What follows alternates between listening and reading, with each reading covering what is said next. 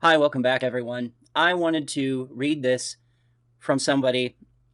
They posted this, and I think it's important to go over this. It's really a sad story to me, but I think the story needs to be said to raise awareness of these kinds of issues. So this is why it's audio only. I will be switching back and forth between what this person said and my response. 18-year-old bisexual male, depressed and lonely, feels marginalized by everyone. So I am an effeminate guy from a conservative city in India where obviously people aren't too welcoming or even open about this topic. I don't interact much with people because of the obvious factors like my voice and body language. Through this, I have also developed social anxiety, and I can't even make a basic conversation with people from my university. I've always been marginalized by others. Guys don't make conversation, and girls don't even think I exist. I have tried practicing lowering my tone, using a monotonous speech and no uptalk, but no matter how hard I try, I always sound like I am not straight. I speak 4 languages, and I sound the most feminine in my mother language, my mother tongue, which I use comfortably. I think I have developed internalized homophobia somehow. My online content is basically full of conservative political activists trying to make me convinced that LGBTQ is a horrible cult. I do not think I could agree with some of their views. Like right now, the extra letters in the acronym are quite loud in our community. Also, some of the grooming accusations, I do feel silenced by my conservative anti-LGBTQ friends. I'm often told that America is becoming the epitome of degeneracy because of us. I don't personally agree with the 72 gender identities, but the blame and guilt is shoved down my throat. I honestly don't feel what to do because I am only seeing more hatred online. Thousands of hate replies on my comments for standing up for a gay person or trans person.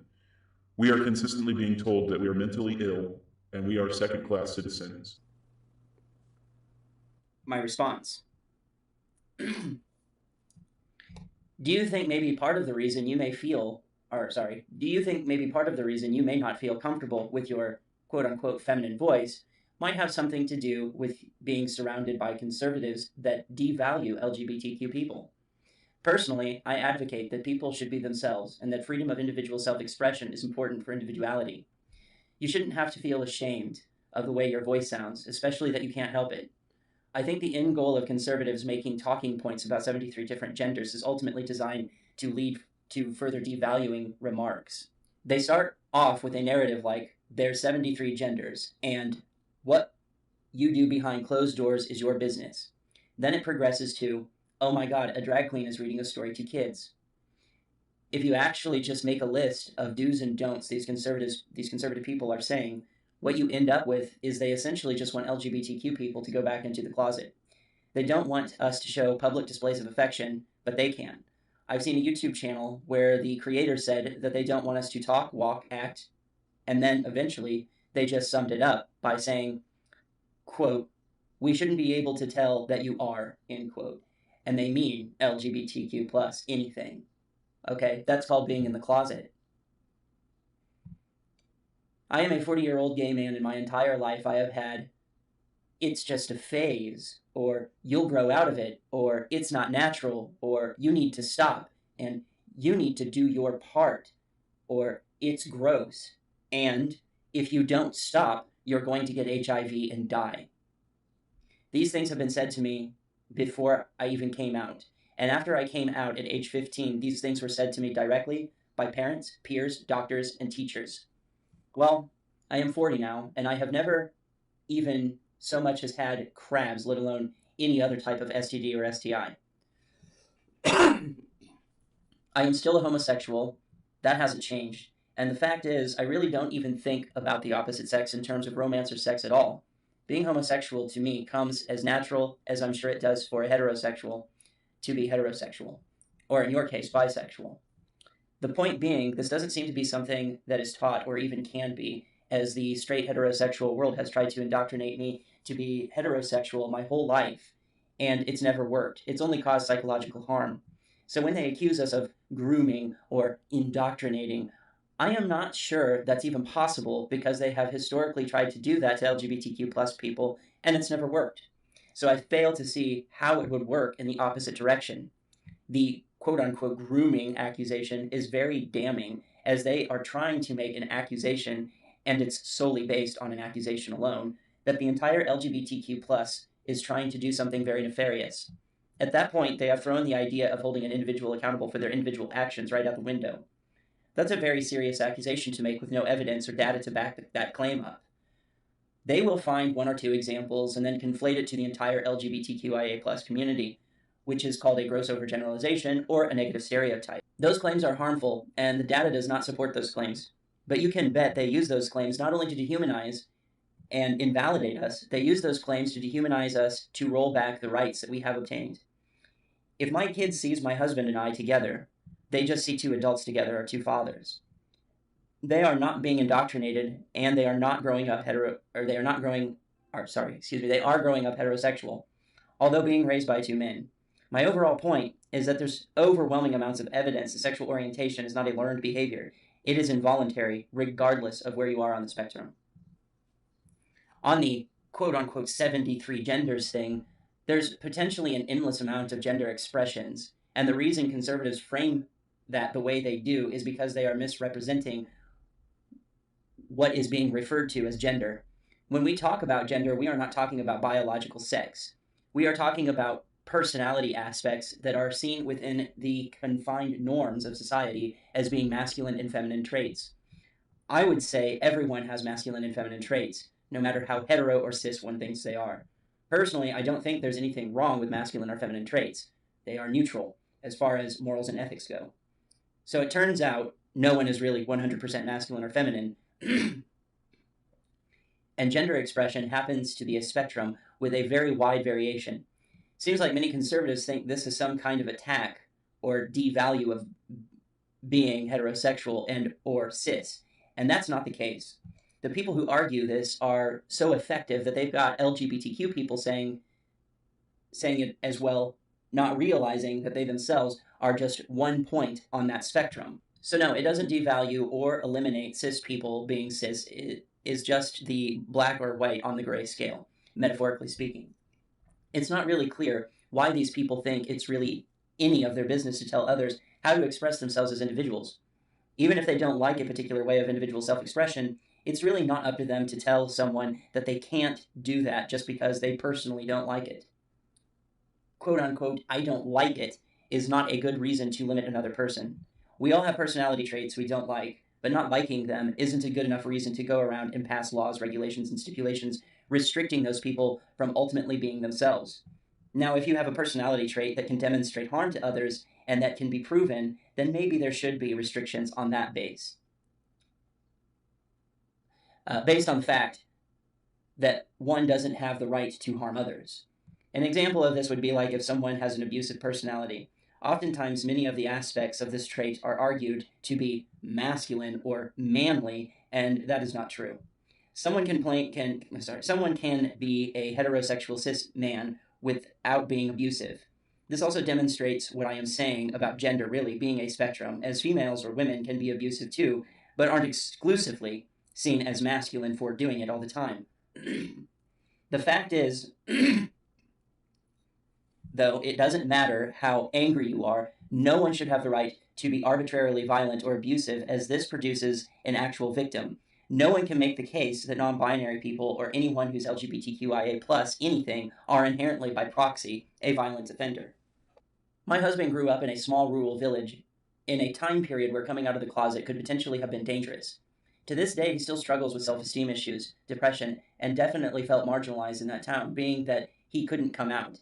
He had to pretend to be straight until the day he finally got old enough to leave home and hightailed it for the city with pretty much not even a plan. When he finally arrived in the city and found different cultures and a wide range of diversity, he realized that marginalization, or the marginalization he felt, was localized to the community he had grown up in. Obviously, there were still some societal systemic issues at that time. In contrast of where he came from, though, these societal issues with LGBTQ people seemed minuscule.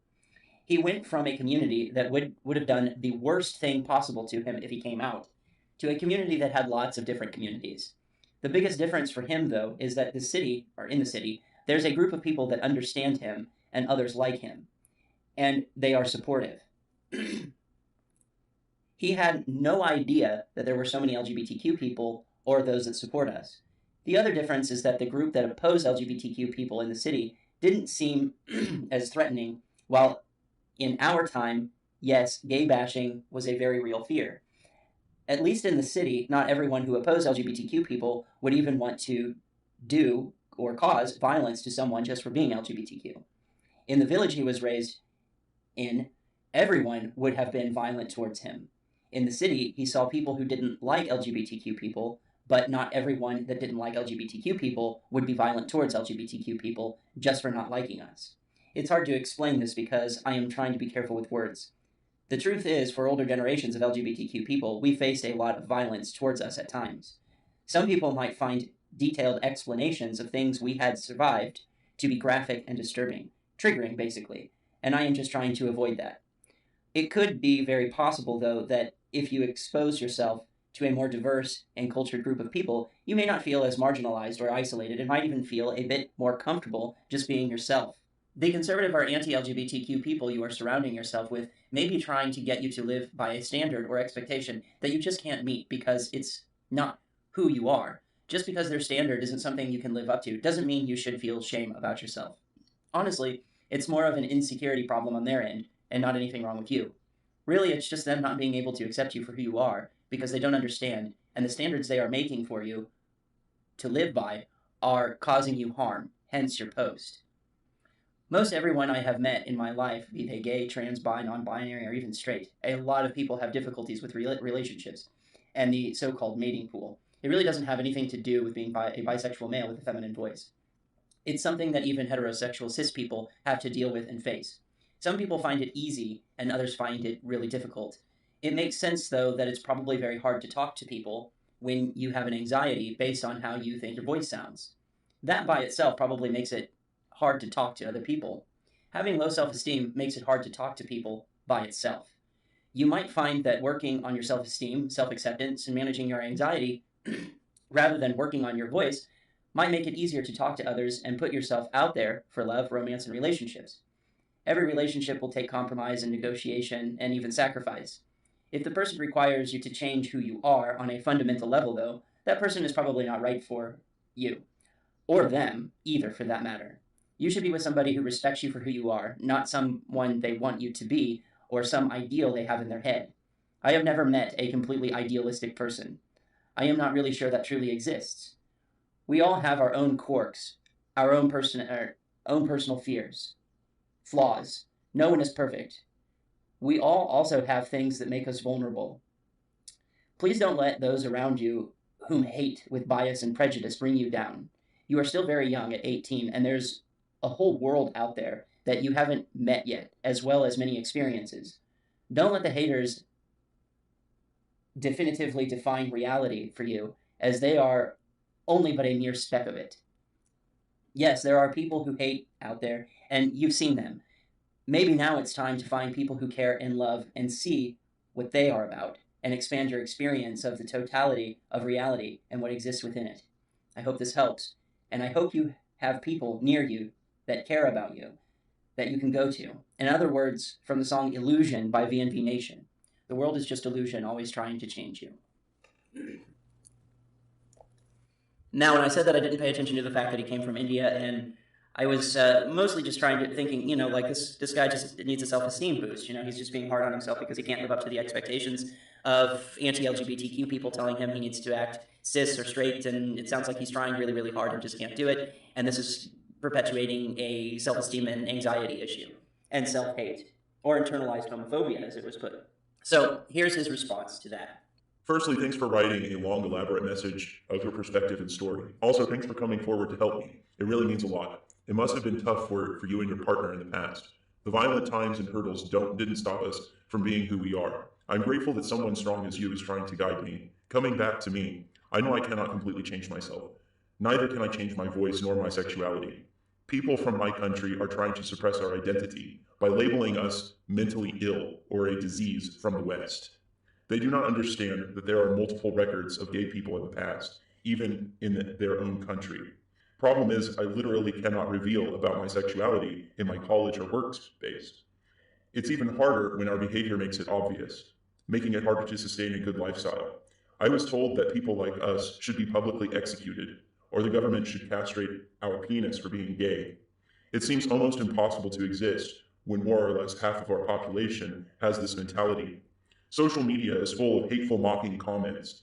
Even when some media shows a progressing person from our community, they get ridiculed by these people. A lot of people here are very ignorant about our community. The ones who have awareness are full of hate. They are indoctrinated by the conservative media that we are destroying cultures. Pride Parade happened in my city in the June, but I didn't visit it thinking it might make me more inclined to the community. My homophobia somehow didn't make me go there, but I have realized that if I have to make close, meaningful friendships, I need someone who accepts me and understands my pain, someone I can correlate. I am extremely insecure, so I do think if someone even wants to be friends with me, I have developed social anxiety throughout the years. I can't even make a basic conversation. I appreciate your help. I can learn a lot from people who have stood for our rights. I believe we will meet our acceptance too. Thanks again. And I'm sorry if my message was weird or wrong somehow. I'm sorry for my grammar. So my response to that was this: "Oh, your message is fine, and I don't trip about grammar, spelling, and punctuation on the internet or social media. It sounds like you come from a country that is highly oppressive towards LGBTQ people. I can see how the older generations in the US might be able to identify with you on that, being that, yes, I do understand the fear of coming out could be very dangerous. Unfortunately, as you have pointed out, there are some people here in the West that sometimes refuse to acknowledge other countries' cultural differences and how they hold on to traditional values that are damaging to the LGBTQ people as well as other groups. I also understand that the group of people who usually do acknowledge the difference tend to be a group of people from the West that encourage your culture to continue to keep old ideas that are based on suppression or superstition, negative stereotypes, and gross overgeneralizations. In other words, our extremists, nuts, here in the US, are emboldening extremist nuts in other countries in the age of social media, to which the spread of hate and bigotry are one reason I find social media to actually be a bad thing. However, in a case like this, you are able to talk to another LGBTQ person in a land that currently, we will see if we can keep it, has the right to be open. And I think that that can give other LGBTQ people across the world some kind of hope. Now that I understand the context that you live in an area of the world kind of like the rural area my husband grew up in, I do understand that coming out could be very hard, if impossible. I mean, if it could result in death or castration, that due to this, most people are probably going to be in the closet and want to keep their anonymity, which, based off of US history here, caused many gay men to engage in unsafe anonymous sex, leaving many who wanted a relationship to not really be able to have one, which is really heartbreaking. That anonymity did serve a purpose that allowed them to organize underground and start chiseling towards getting even very basic human rights, such as legal representation or legal counsel. There might be a liberation front somewhere in your country to help funnel LGBTQ people to other countries under amnesty or asylum rights or refugee status, where LGBTQ people have protected rights. I know this is something that they do in Chechnya. Unfortunately, the US is feeling very nationalistic rather than patriotic right now, and I am not sure if Biden undid Trump's immigration policy, but to my understanding, he has not. My country, in its current position, it's hard to see it as any kind of beacon of freedom or liberty. And from the sounds of it, the Republican, the party that is superstitious, clings irrationally to outdated traditions and ultimately just conservative, are trying to roll back LGBTQ rights that have been fought for over many generations with blood, sweat, tears, and even many lives. My husband recently made a very simple statement a few weeks ago looking at the social political climate. Although a simple statement, it said a lot, and that was, quote, "When are they finally going to leave us alone?" End quote. It made me very sad because the only thing I could think of at that time is that's a very good, valid question, and I don't have the answer. He followed up by saying, "We didn't and haven't done anything to anyone, and all we have ever really wanted was to be able to live our lives." He really just wants to be able for him and I to live our lives together, grow old, and eventually die together. We are both scared that if the wrong people or person get into our politics, that we will not be able to do that and become refugees seeking asylum and amnesty rights ourselves. Hopefully that doesn't happen, and there's still a chance that it won't. There's also a chance that it will, and we haven't seen anti-LGBT propaganda like we are seeing today for a very long time. We are also concerned because we are seeing people who are straight allies saying these propagandist talking points that they don't even realize that they are saying anti-LGBTQ propagandist talking points. When that kind of thing happens, historically speaking, people tend to not realize it until they see the end result and then regret that they didn't pay attention to what others were saying. I wish there was more I could do to help. I think you should do what you have to do to protect yourself and realize there's nothing wrong with you. There's something wrong with society, that many people are brainwashed by propaganda and won't listen to reason. I hope that their irrational fears and beliefs do not destroy your self-confidence and esteem. They are the ones who are insecure and afraid of something that is harmless. They don't understand that what they are doing is harmful and it doesn't work. They can't change us. That's never worked. And we will always be here as we have always been here. The people who hate us, it's purely unrequited hate that isn't based on anything rational or logical. Those who carry this hate are usually the ones that are spreading the propaganda that brainwashes others to fear us. Sadly, because of this horrible dynamic that has been allowed to thrive, we must continue to fight really hard to preserve, maintain, and get very basic human rights. One trick I can tell you is that for many people, once they realize they love and care, someone they love and care about is LGBTQ, after they have a face and a relationship as a friend or family member, it becomes a lot harder to dehumanize us. You have to be careful, though. Evil wears many masks, none more dangerous than the mask of virtue. That's where I can only recommend to start is finding an LGBTQ liberation group and making sure you stay hidden and safe. Once the liberation group has established safe houses away from the law, and you can be there openly as yourself, I think in this moment you'll find some kind of temporary relief. I really wish I could do more for you, and I'm sorry our family, this is what I've always known as calling ourselves LGBTQ people, are, as we say, family. So, to reiterate, I really wish I could do more for you, and I am so sorry our family, where you are at, and I feel so sorry for our family, the LGBTQ family, where you are at, and hope all of you can stay safe. I just wanted to show that, like, you know, the harms that come from anti-LGBTQ propaganda and talking points, that these are things that cause people to deal with very real struggles.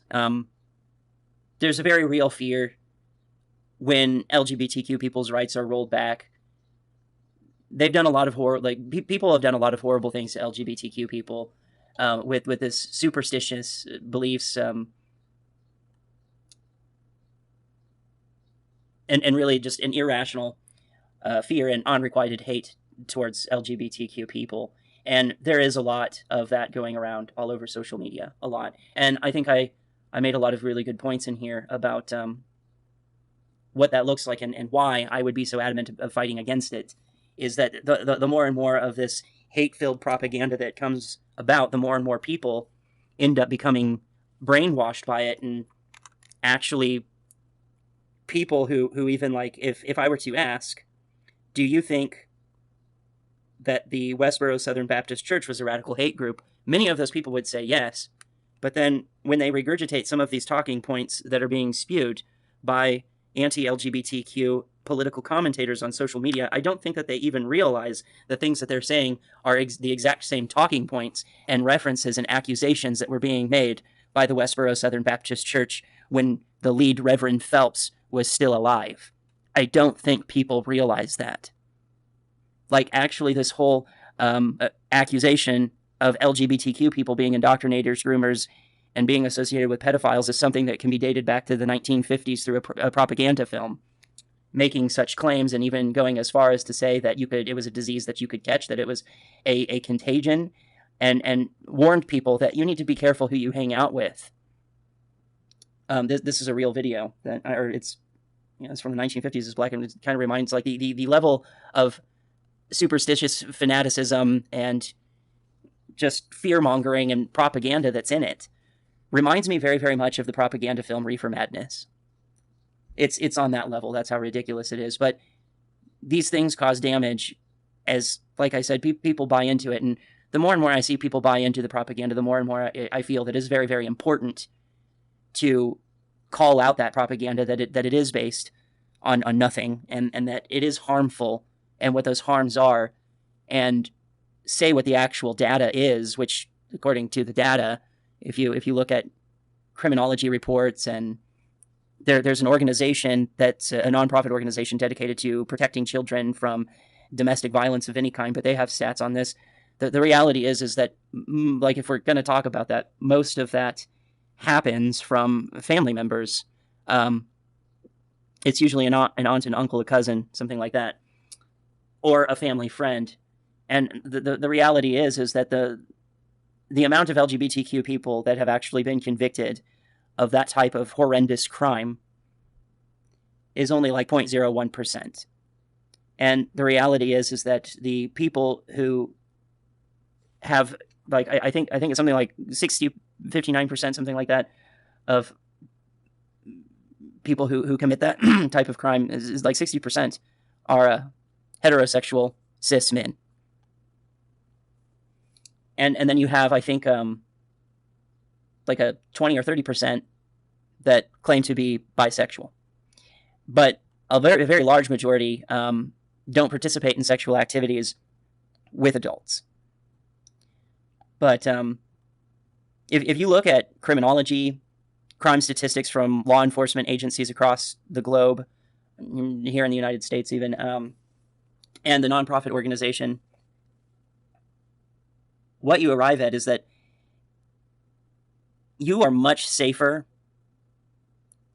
with a group of LGBTQ people than you are from a group of heterosexuals. Like let's say your parents hold a house party, you have far more likelihood of childhood trauma in that instance of a bunch of heterosexuals having a party than a house full of LGBTQ people. And that's just based off of the data and the statistics that we have. And there's a personal story that I have with that. There's a friend of mine.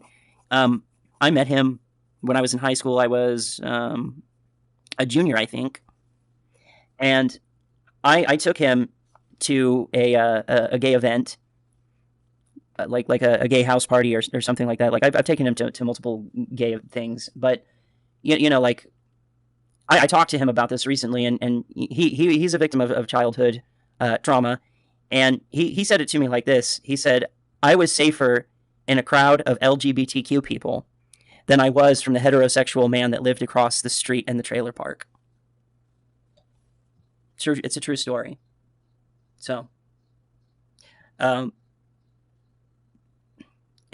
yeah, I think this stuff is important, and hopefully this gets people thinking about the propaganda that's being spread, that's very, very hateful, and it's causing a lot of damage to LGBTQ people, especially youth. LGBTQ youth tends to be very, very vulnerable because most of them are just finding themselves, right? And to hear all these things, and the stories what I said in there was that about being told that it's disgusting, it's gross, it's unnatural, it's a phase, you'll grow out of it, if you don't, you'll catch HIV and die. That's very real. I've actually had that said to me by a doctor when I was, I think, 15 or 16 years old. And as of today, coming out at 15 years old, being 40 years old, I've not even so much as had crabs. Okay? So, I think telling these stories is important. Raising awareness. But yeah, like, share, subscribe, comment, hit the bell button, and with that, I'm out.